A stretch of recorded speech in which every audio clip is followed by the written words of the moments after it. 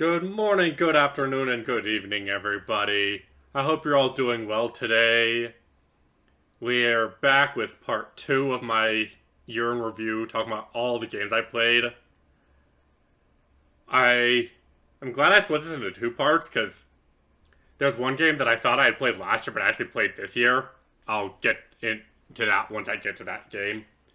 But this game's just going to be pretty much everything else, because there's not as much of a theming for the rest of the games I played this year. The first game we're going to talk about is, well, the first game I played this year, which I started on my debut. And that is Celeste. This game, I'd heard so much about it, but I was always kind of afraid to play it because of the difficulty. But I'm very glad I did, because despite how hard it is, I had a lot of fun, even if I did get my face kicked in. But I felt really accomplished, and the story was something else. All the battles with yourself, the discussions of, mental illness, and all that jazz. It was just a wonderful game. Maybe one day I'll go back and try to be not so bad at it again. Who knows? Madeline was a very fun character. All the characters were really fun. I enjoyed them. It's just very difficult, very fun. Similar thoughts as to what I was saying in regards to Toho Luna Nights, and is either that one or this one were the hardest game I played this year. And I'm very proud of myself for being able to actually finish them, even if I couldn't do the bonus content. Now we have another of my favorite games of this year, particular games that came out this year, and that is Kirby and the Forgotten Land.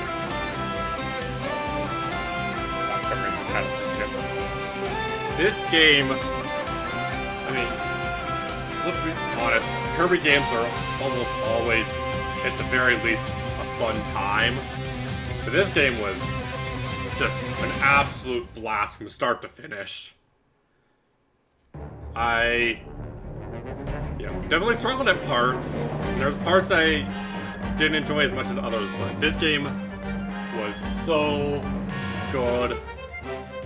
Kirby is adorable. I love the power-ups and the upgrades you can give them. It was such an interesting way of doing that.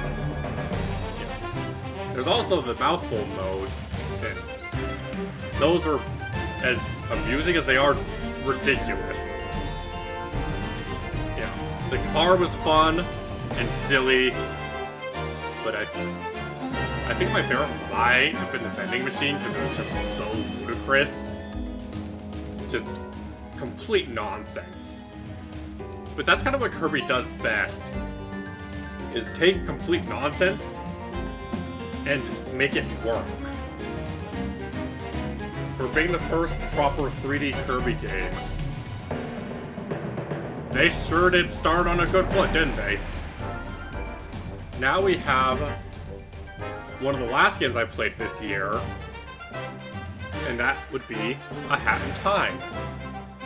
This was one of my first series after I moved to streaming on YouTube. And I am still really proud of that thumbnail I made for this game. I think I did really good. And much appreciation to Delta, who drew the little Orin in time. But this game... this game was a lot of fun. The movement was super satisfying. Just dashing and diving and flying around. I got lost, I struggled, but I had a grand old time. The characters were charming. Hat Girl is way too cute for her own good. The boss fights were so varied and interesting. I had just way more fun than I expected to with this game. And I remember, I wasn't sure if I'd finish this in time because coming into, I think, November, yeah, I wanted a game that I could play that I would be able to finish before Pokemon came out. Because I knew I would dedicate way too much time to Pokemon, as I ended up doing. But this game, I looked up how long it would take, and it lined up perfectly. And I'm just really glad that I got the chance to play this. It was just a lot of fun, very cute, and I would recommend it to pretty much anyone who enjoys 3D platformers and just fun games. The next game I want to talk about, don't ask me how I'm ordering these things, I just kind of picked an order and went with it, but is Luigi's Mansion. I played this for my Halloween. There's only a couple streams because it's a fairly short game, but man, this game's 20-something years old. Or is it 20 years old? I don't remember exactly when it came out. But it is still so much fun. The portrait ghosts are so interesting, and each provide their own different challenge. The atmosphere is surprisingly creepy. Colossus is a pain in the neck, and so is not being able to save during the blackout, but this game still holds up as just a really good time. It doesn't even have to be for Halloween. Just do yourself a favor and play this. Back when it came out, it got a lot of flack for being not a traditional Mario game. But now that, some time has passed, way too much time has passed, that helps make it stand out and be its own game and now series. So, go play with Luigi. He deserves some attention. If we want to talk about games that I did not expect to enjoy as much as I did, we have to talk about Holocure. It's a HoloLive-based fan game, heavily inspired by Vampire Survive. A game that I had heard a lot of good things about, but never really got into because I'm generally not a huge fan of roguelikes. But I put a lot of time into this game. I had so much fun. I can still pick it up occasionally and just give it a few runs. Play through with all my favorite characters. All the wonderful work that this game is free. You owe it to yourself to give it a chance. Even if you don't really enjoy the roguelike genre, but especially if you like HoloLive, this game is like a love letter to all those girls and the hard work they put in. It is full of cool references and abilities. They're still working on it. They're still updating it. And it's so cool. And massive respect to these guys. They've made something really cool and really, really fun. Here's a game that I only played for one stream, and I didn't finish it because it's way too hard for my tiny little brain, and that's Cats Organized Neatly. This game is way too cute for anyone's good. It tortures your brain, especially if you're not the best at puzzles. But I did actually enjoy my time with this game. It was a nice little time, and there's not a whole lot to say about it. If you enjoy puzzle games, I believe it's fairly cheap on Steam, only a couple bucks. It could be worth a shot if you're into that kind of game. This next game is a game that I have put way too many hours into, and will probably continue to put way too many hours into going forward, and that is Stardew Valley.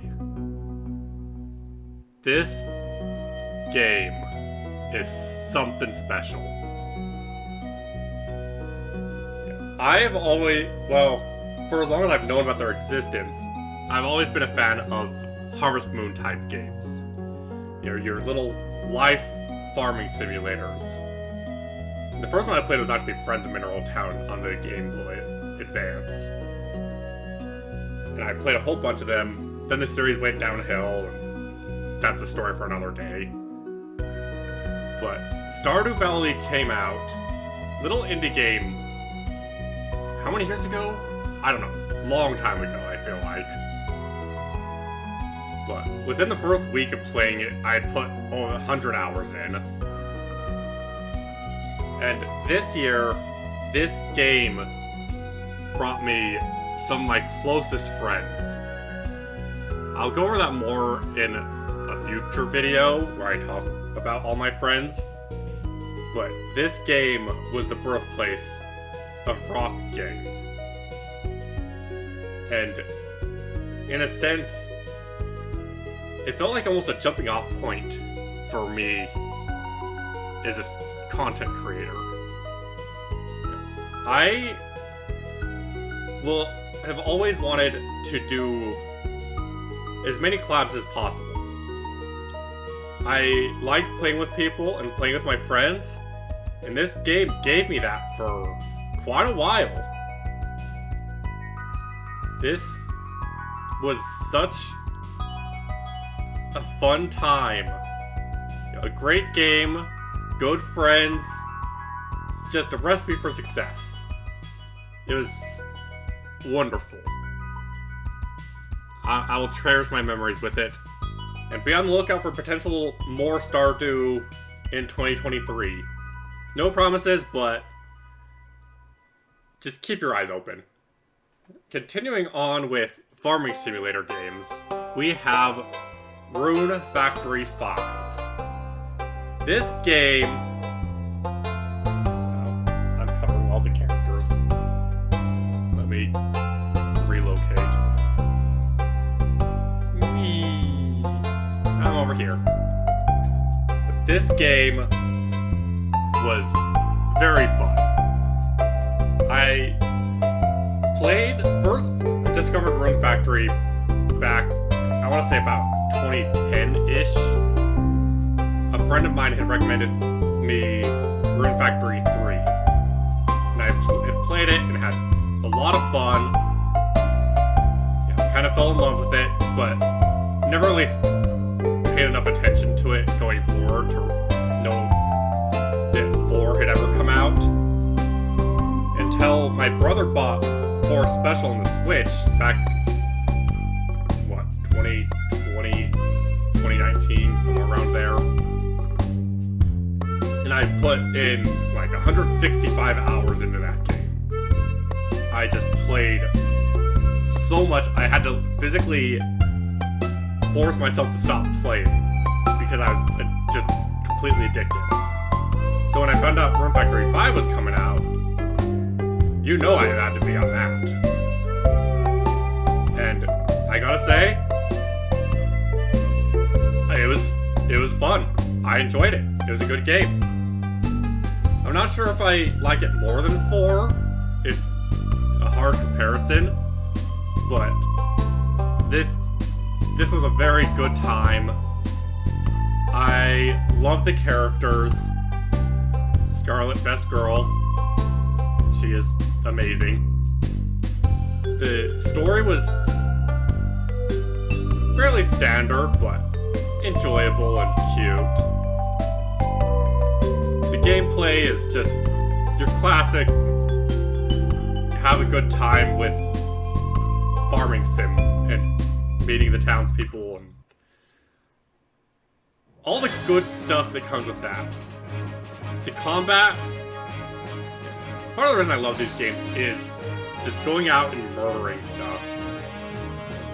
You know, you come home, you farm, then you go out and beat up some bad guys. And then you craft gear, get stronger, you beat up more bad guys. It's just way fun. I put about 170 hours into this game before I, forced myself to move on to other games. It was great, wonderful, fun time. And yeah, good game. As many of you might know, my favorite genre of games are RPGs. Which is funny because back when I was growing up, if it wasn't a Pokemon, I wasn't interested. But as I got older, I started getting more and more into them. And one of my favorite games of all time was Persona 5. So, of course, when Persona 5 Royale came out, I had to get, I had that game pre-ordered. I actually pre-ordered one of the special editions. I'm not sure where it is, but I still have, the little mask and art book that came with it. It took me a while to get around to playing it because I just don't pick up the PS4 very often. But this game, if you're gonna play Persona 5, play this version. It is just such an enjoyable time. The characters are amazing, the story is fun, just everything about it. And I feel like there's some risk with the whole adding Kasumi stuff, but I think it really worked well. The extra ending in this game, as opposed to the last one, the original, was very interesting. My one kind of, I don't want to say play, but my one thing I wish was a little different was, I wish Kasumi was in the party more. She was so interesting, and I enjoyed playing with her, but she really isn't around for that long in terms of as a party member. And I kind of wish I could have gotten more of that. I wish I could play some of the music, because the music in this game is freaking amazing, but I don't want Atlas to stab me, so I'm not going to. Do yourself a favor, listen to the music of this game, even if you don't want to play it, but this is probably a top 3 all-time game for me. I absolutely love this game so much. I don't know what else I can say. This masterpiece of a game. 10 out of 10. Except for that one boss fight, so we don't need to talk about that. This game is really, really good. I love it. A series that I've meant to get into for some time, but just never quite had the opportunity to, was Yakuza. But this year, I got the chance to finally play Yakuza 0. I wasn't able to finish streaming it because of computer difficulties, but I did manage to, finish it on my own time, and holy crap, I love this game so much.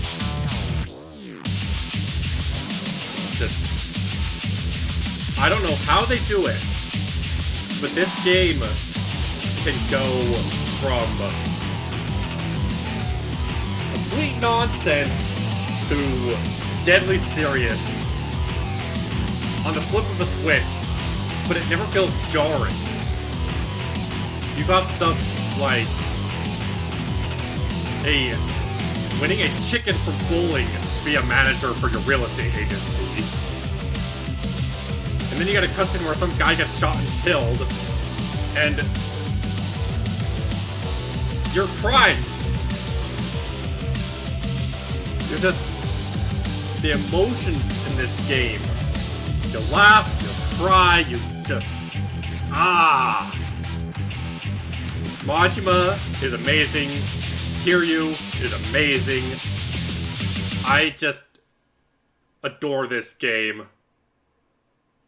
Maybe I'll go play some more of it later. Because now I'm really getting myself amped up because of how much I enjoyed this game. Now, after I finished Yakuza 0, of course, I had to start Yakuza Kiwami, which, from my understanding, is a remake of Yakuza 1. This game is an emotional gut punch. I shed many a tear, but it's still very fun. One thing I forgot to mention in the segment about Yakuza 0 is the combat is so fun. Swinging around bicycles, beating the crap out of people, punching, Majima's dancing. It was crazy fun. And Kiwami keeps a lot of it. It changes some things. The combat's not quite as crazy, but it's still really fun. You just feel so powerful running around town, looking for fights to get into, just so you can beat up some kids. Not kids, literally. Street punks. This game, Majima feels like an entirely different person, but it's still really fun, and fighting him was one of the highlights of the game. Just going around town, getting into fights, the story, like I said, many laughs, tears, the whole rainbow of emotions. The Yakuza series is a series I need to play more of. I have started Kiwami 2, but I'm only a couple chapters in, so I didn't want to talk about it yet. But this Yakuza as a game series is really fun.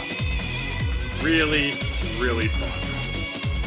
If you get the chance, go check it out. Or watch a playthrough or something. Just Yakuza's fun times. That wraps up every game that I've played this year that I can remember. Persona 5 is the one that I actually thought I had played last year, but then I went and double checked, and it was in January of this year that I finally got around to playing it. And so I almost forgot to put it on this video due to being very forgetful. This year I need to make a spreadsheet or something of every game I play so I can remember it. I hope you all enjoyed. Thank you all for watching, and I will see you next time. Otsurin, bye-bye.